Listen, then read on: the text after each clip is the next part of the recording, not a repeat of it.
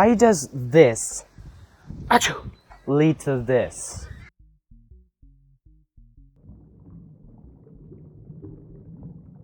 Viruses are tiny molecular machines, barely alive and yet capable of causing deadly diseases.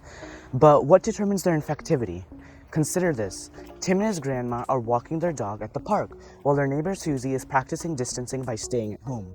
Suddenly, Tim passes someone who sneezes. Achoo! Who's at most risk for infection? To answer this, we should think about the factors that influence how viruses infect organisms. The first factor is accessibility, aka how easily a virus can get access to a person. This depends both on the proximity to the virus and our body's own physical barriers. Susie, being physically separated, is safe, while Tim and Grandma are directly exposed to the virus from the sneeze. If the virus can break through their first line of defense, they would be infected.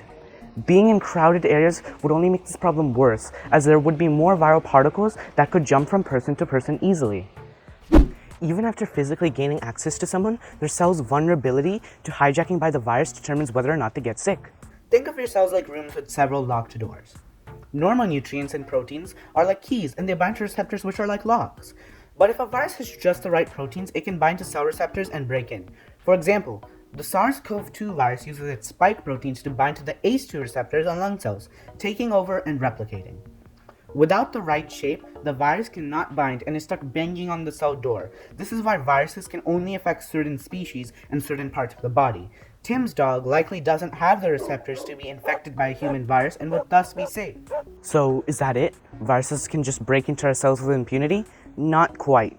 It turns out we all have a personal group of bodyguards, our immune system. Our immune system is made up of a fast-acting innate response, which is part of the first line of defense against foreign invaders, as well as a slower adaptive response, which acts like the cavalry. This cavalry has B cells, which marks viruses with antibodies, and T cells, which find and destroy them. Both cells can also make memory cells to remember the virus's proteins in case of future attacks. As people age, however, their B and T cells don't function very well, making their immune system weaker. So, while both Tim and his grandma were exposed to the virus, Grandma's weaker immune system means she has a higher chance of being infected. So the key idea is that we can control our risk of viral infection by managing these three factors.